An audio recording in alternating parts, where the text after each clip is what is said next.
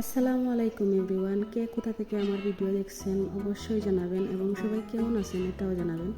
শীতের সকালে এরকম মনোরম পরিবেশে চা খেতে কার না ভালো লাগে, কিন্তু এই চা খাওয়ার পেছনে কিন্তু আমাদের মেয়েদের আরও অনেক কাজ থাকে সকালেই, যা আমাদের সেরে নিতে হয়। তো আমি আজকে আপনাদের সাথে একটু একটু করে শেয়ার করব। এই তো সকালে ঘুম থেকে ওঠার পর এলোমেলো বিছানাগুলো, এগুলা কি চোখের পলকেই ভিডিওর মতো আপনা আপনি কি সুন্দর হয়ে যায়? অবশ্যই না। দেখেন কত সুন্দর হয়ে গেছে, কিন্তু এগুলো অবশ্যই করতে হয়। আমরা যারা এক হাতে ফ্যামিলি সামলাই বা সব কাজ করি, তাদের কিন্তু এই কাজের পিছনে অনেক সময় দিতে হয় বা পুরোটা সময়ই চলে যায় সংসারের কাজের পিছনে। নিজের জন্য আর তেমন কিছু সময় থাকেই না, বরঞ্চ আরও কিছু সময় এক্সট্রা মনে হয় মাঝে মাঝে ধার নেই। এই দেখেন কত সুন্দর করে আমি গুছিয়ে ফেললাম। চা কিন্তু আমি আগে খাইনি, কিন্তু চায়ের দৃশ্য দিয়ে শুরু করলাম। দেখেন বেসিন ভর্তি থালা বাসন, দেখবেন এগুলো ম্যাজিকের মতো মনে হচ্ছে যে আপনা আপনি পরিষ্কার হয়ে গেছে, বা দেখেন কত সুন্দর ক্লিন হয়ে গেছে শেষ আমার। কিন্তু এগুলা কিন্তু আপনা আপনি ক্লিন হয়ে যায়নি, অবশ্যই এগুলা পিছনে সময় দিতে হয়, পরিষ্কার করতে হয়।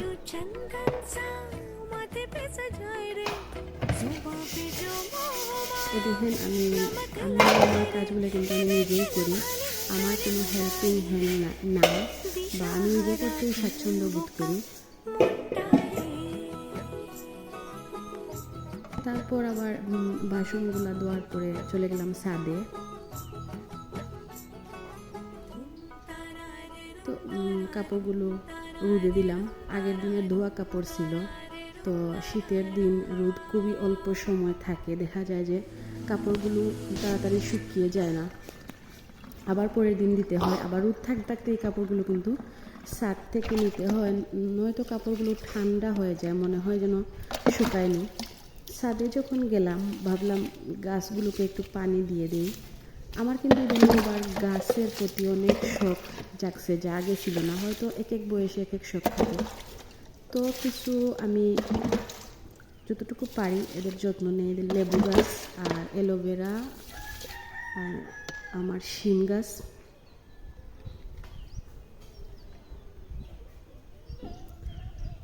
আসলে প্রকৃতির মধ্যে থাকতে কিন্তু অনেক ভালো লাগে। দেখেন এই সব কাজগুলো করতে আমার সকাল 10টা বাজছে।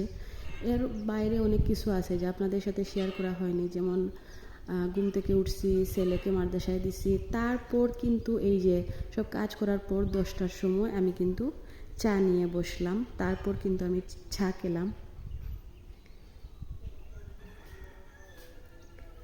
চা খাওয়ার পরে বাজারগুলা নিয়ে বসে যাই আমি। এর মধ্যে কিন্তু ঘর ঝাড়ু দেওয়াও শেষ হয়ে গেছে, সব তো আর ভিডিওতে আনা যায় না। এই যে বাজার সদাই নিয়ে বসে পড়লাম। আমি কিন্তু একটা টেকনিকে রান্না করি, আবার আমার বাচ্চারা উঠে গেছে, যারা ঘুমিয়েছিল তাদের জন্য আমি নাস্তা রেডি করলাম, তাদেরকে আবার নাস্তা দিয়ে দিলাম বাজারগুলা রেখে। আমি একটা কাজ করি, আমি একটা জিনিস আইটেম কাটি, তারপর একটা রান্না করতে যাই, দেখা যায় যে একটা রান্না করতে করতে আরেকটা কাটা হয়ে যায়। এরকম আপনারা করলে আপনাদের সময় বাঁচবে।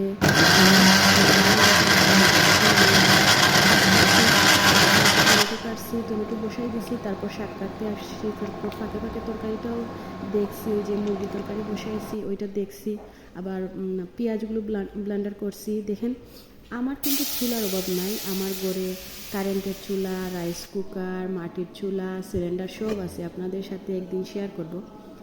দেখেন এর মধ্যে আমি ভাতটা বসাই দিছি, ভাতটা ফুটে আসছে, একটু চেক করে নিলাম। আমার কিন্তু চুলাগুলো অনেক হেল্প করে, আমি সব চুলাতেই রান্না করি যখন আমার তাড়াহুড়া থাকে, আপনাদের সাথে একদিন শেয়ার করব। আবার ছাদে চলে গেলাম কাপড়গুলো দেখার জন্য, রোদ থাকতে থাকতে নিয়ে আসার জন্য। তারপর কিন্তু আবার চলে আসলো কিছু ছোটো মাছ কেন আসলো সব কাজের পরে, ভিডিও লাস্টে দিয়ে আপনাদের সাথে শেয়ার করব, দেখতে থাকেন।